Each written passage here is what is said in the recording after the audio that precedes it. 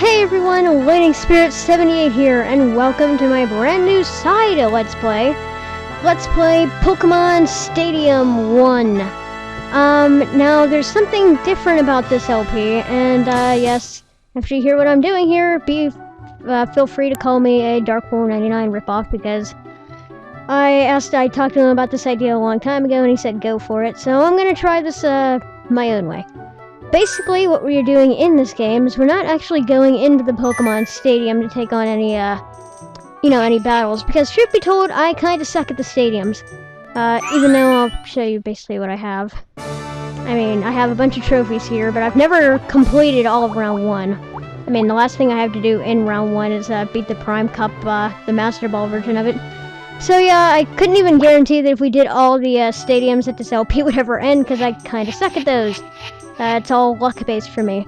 But what I can guarantee that I can get through is Gym Leader Castle.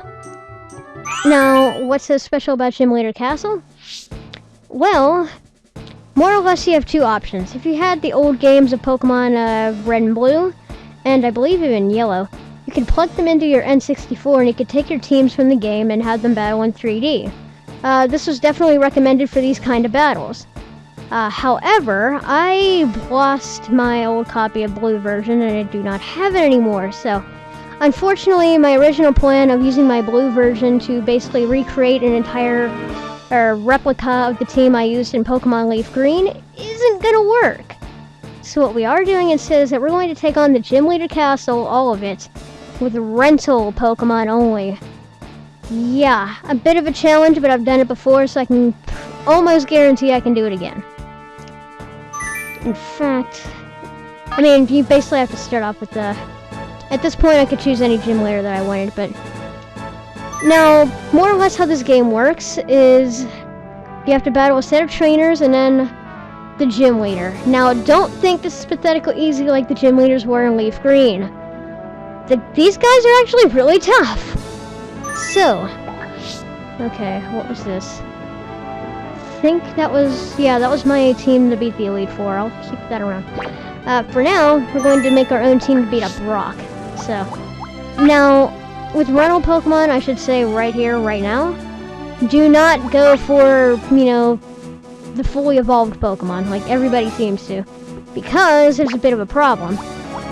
They all have crappy movesets, except for Blastoise. Blastoise is okay. But, like, say you want to go all the way down here and pick, like, Alakazam. Oh, not Alakazam. Well, guess what? He only has Confusion, Dig, Kinesis. Kind of sucks. But Kadabra here has moves like Psybeam, Thunder Wave, Seismic Toss, Recover. Quite nice. So you don't want to go all out with the power. You kind of want to play it safe. And as much as I hate doing this, I will be using Legendary Birds at some point during these battles. I don't know when, but I'm just going to say that it probably will happen. I'm not going to use it now because the first set of battles is pretty pathetically easy. Alright, so without further ado, let's actually pick our team. Actually, wait. And you can pick any Pokemon you want, so don't worry. Alright, so we got a Grass type, Water type. Don't just think about what the gym leader has. Think about what the trainer has as well. I saw that there was a bug catcher there, so I'm gonna go for... I'm gonna go for Pidgeot here. Pidgeot's actually a lot better than Fearow in this game, at least in rentals. We're in Pokemon Stadium 2, that Fearow is like a beast. I use that thing all the time. Persian, you're not too bad. What about you, Golduck? Yeah, I'll bring you along. I'm gonna bring along a Fire type.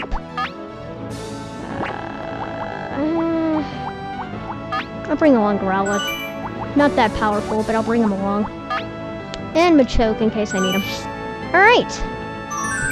Without further ado, let's begin! Round 1. Fight! Alright. Now, see, like I said, don't just think about the gym leader. Because this guy is a bug trainer. So we are going to bring along little Growlithe, we're going to bring along Pidgeot, and we are going to bring along... We'll bring along Golduck. Now, this game was made back when Pokemon Red and Blue were made, not when Pokemon Fire Red and Leaf Green were made, obviously. So this still works on Generation 1 mechanics, which I'll admit, the battle mechanics of Generation 1 were kind of flawed. Now, let me explain battle system here. In order to battle, press A, and then press R to check your moves on the N64 controller, and then just use the C buttons to choose a move. If you want to switch out, press B, do the same thing, and then use the C button to change your Pokemon. Or if you want to forfeit, press S to run. We're not going to forfeit this match. Now, I'll admit, this game does get incredibly cheap, and there's no way I'm going to be able to win this all without dying at some point. So don't worry, you'll see deaths. Oh god, will you see deaths. Super effective! This Pokemon looks wrong. Yeah, and also I should mention that as you can see, all the Pokemon here are at level 50. Now I probably should have turned off the announcer, but admit it, you all love the announcer. The announcer was kick butt in this game. Savage attack! It's super effective! Taken down or the word go! We all love that guy. Much better than the announcer that they had in Pokemon Battle Revolution. Speaking of which, is anybody else disappointed that there was never a Pokemon Stadium 3? I mean, I love the Pokemon Stadium series. I really, really do. I mean, Pokemon Stadium 2 is probably a much better game, even though I've never beaten the Gym Leader Castle there as of yet. I'm still in the Elite Four! Crap. Is it down and out? Don't worry, we still got... Who else do we have? Oh yeah, Pidgeot. Don't worry, we still got Pidgeot. And considering Beedrill just used Hyper Beam. Oh, it's Pidgeot. Yeah, the movesets on these Pokemon are kind of weird. The Pokemon are entirely different types. I'm tempted to use Hyper Beam my own just as payback, but now I'm going to play the smart and use Fly. It flew up into the sky. Yeah, we all love the announcer. Let's make a move. Yeah, I'm probably going to be making fun of Sky a lot. Alright, come on, Pidgeot. Hit the mark. Hit the B. There we go. Oh, crap. I think when he... Okay, Twin Needle. Yeah, the only bug type... Or not the only bug type move, but the only decent bug type move in Generation 1 was, I believe, Twin Needle, and that was kind of pathetic. So bugs were kind of at a disadvantage. They were easily the weakest type back in Generation 1. Now, if you have a Pokemon... Actually, no, I'll explain that a little bit later in the fight. Now, how is this LP going to work? I mean, as you can see by the title, this is my Spring and Summer LP. Originally, I had planned this LP to go up about the same time when I fought Brock in the Leaf Green LP. I was going to do the gym leaders as we fought them in the actual LP. That didn't work, however, because of issues. So, basically, to make up, it was going to be my Spring and Summer LP anyway. Oh, Strength Shot, like that's even gonna matter. But, basically how I'm going to set up videos here is that I'm only going to make them, I'd say about 15 minutes each, so it could be a slightly lengthy LP. Depending on how fights go, I could just make them all one big, gym, like, you know, just take out the gym leader and his little cronies in one single video. Wait, what'd that thing use? Please tell me that was String Shot, not what I think it was. Okay, good, it was String Shot. Yeah, there's certain moves in this game that you really need to watch out for. Yes, critical. Oh, what? You still didn't die? String Shot.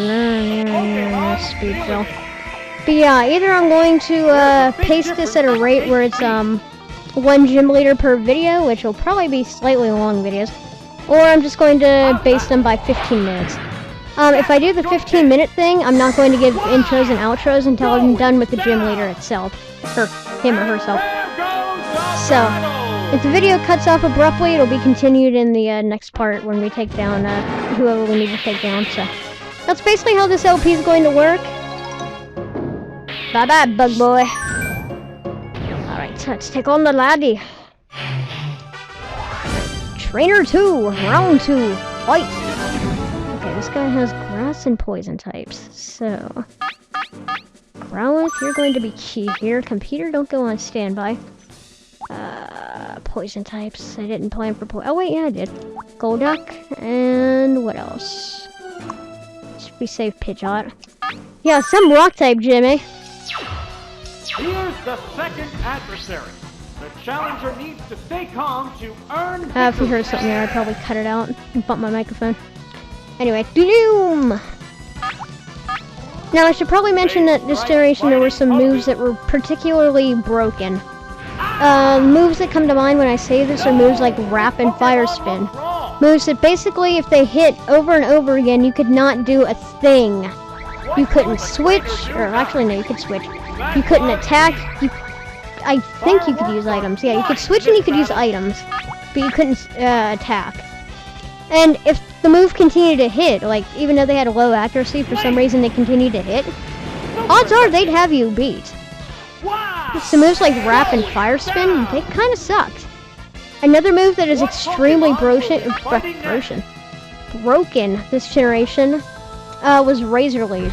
Now, why was Ekans? Wait, really? Ekans? I call it Ekans. What are you calling it, announcer? Another move that was particularly broken is Razor Leaf. Razor Leaf has about, I believe it was a 99% critical hit ratio. Basically meaning that almost no matter what, it will, in this generation, never not get a critical hit on you. So if you had Razor Leaf on your side, it was pretty nice. If you switch into a flying type, I'm going to be ticked. Oh, it's Odd choice. Get it? Oddish, odd choice. You see what I did there? Die. What's that? Okay, yeah, this team's not that bad. Still, he does throw you for a, they do throw you for a loop by, you know, throwing different types of trainers at you. Like, you run into this game, ooh. I kind of feel bad for the thing. But yeah, you run into the gym thinking, hey, this is a rock type gym. My, water types are going to be able to destroy it, and same with my grass types. Nope, wrong, bugs and, grass types. Like, well, crap. There's nothing left in reserve. Alright, Ekans, or Ekans, or whatever you want to be called. We're going down to Dig. Probably be quicker if I just used a flamethrower or two, but Dig's super effective, so I really don't care. Also in this generation, I should explain that unlike Generation 3 with Fire Red and Leaf Green, there are no abilities. So Pokemon like Gengar and Haunter can be taken down with ground-type attacks, something that you couldn't do in Generation 3 because they had the ability to levitate, which negated ground-type moves. Ooh, nice. Down! That didn't take much! Bye-bye, Mr. Snake. Mr. Slithers? No. Why does that name sound familiar? Whatever. Oh, sweet, we got a perfect. I mean, actually, you don't get perfects in Gym Leader Castle. You get perfects in the stadium itself. Perfects, basically, if you're playing the stadiums, and not Gym Leader Castle, they will basically give you an extra continue if you lose. However, in Gym Leader Castle, if you lose, you're screwed. Okay, so we got rock and ground types, something that actually makes sense.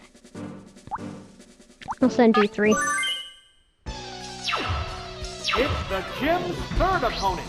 The gym leader is waiting right after this. Okay, buddy, let's go. Now, one thing I should probably also mention is that in this game, you'll see Pokemon with nicknames that have a different color. This doesn't mean that they're shiny Pokemon. Oh, that thing got decimated. This doesn't mean that they're shiny Pokemon. Basically, with this game, if you have a nickname, depending on nicknames and stuff, it gave you a different coloration to your Pokemon. This is probably, you know, them testing out shiny Pokemon and stuff, but don't think that you have a shiny in this game. Because you don't. They didn't exist yet until Generation 2, so. Now, Pokemon Stadium 2, on the other hand, that's a different story. You noob. Accuracy took a hit. Really now, I totally didn't know that my accuracy went down. Whoa! Oh! Frozen! Yes! There's no fighting One back thing while I should you're mention in this generation, and unless you had an item, which in this game you are not allowed to use items to save yourself, if you are frozen, you are done for the rest of the battle. You will not thaw out. See, he even knows that he's kind of screwed, so he's sending in his last resort. However, as much as we know that Dugtrio is awesome, Dugtrio is going to die. Super effective. So yeah, this game was kind of broken. Or, I should say this generation's kind of broken. As much as I like the Kanto generation. Oh god, no! Oh, Fissure, I should probably explain, Savage is a one-hit KO move. If it hits you, you are automatically dead, no matter what. Bad Pokemon choice. Luckily for me, I believe it has 30% accuracy, so 30% of the time it'll hit you. So it's not that accurate of a move. Pokemon. And all we have left is a frozen Fearow. It's been I like how the known leak that is this sticking out of the fight. ice. The remaining Pokemon count is 3 Yep, to can't 1. do a thing. The battle has Like I said, if you're become frozen, you're one-sided. screwed. It's frozen. I feel kind of bad for the thing, to be completely honest. Okay, there we go. Bye-bye, birdie. Wow! Wow, way to go, Wartortle. You completely swept him.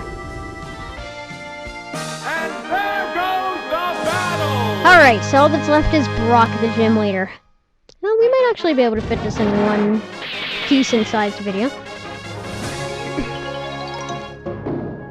Alright, now, Brock, the gym leaders kind of have different Pokemon than you would actually expect.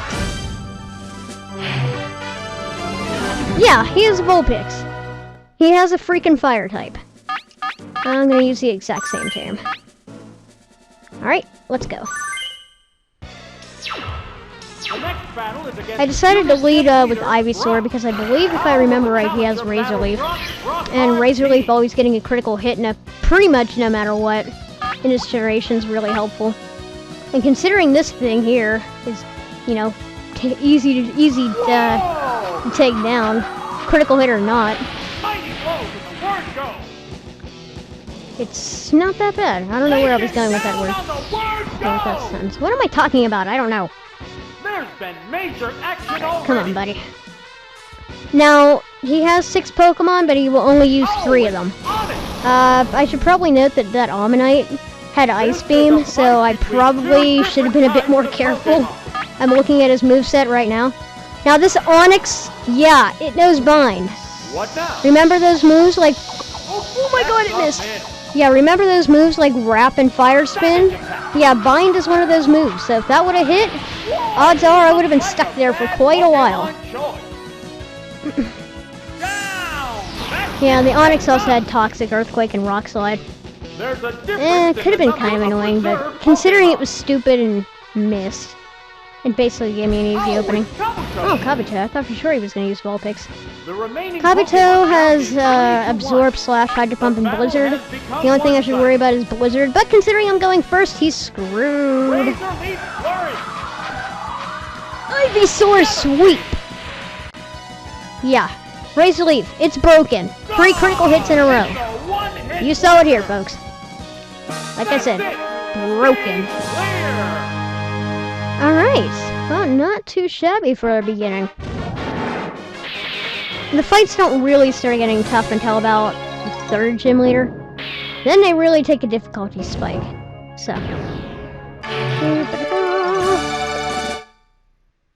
Okay, well, I say that's going to be it for this episode of Let's Play Pokemon Stadium, the Gym Leader Castles.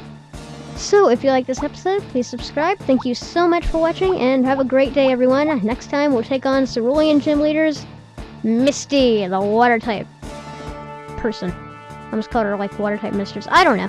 I'm rambling, so see you guys next time. Bye-bye.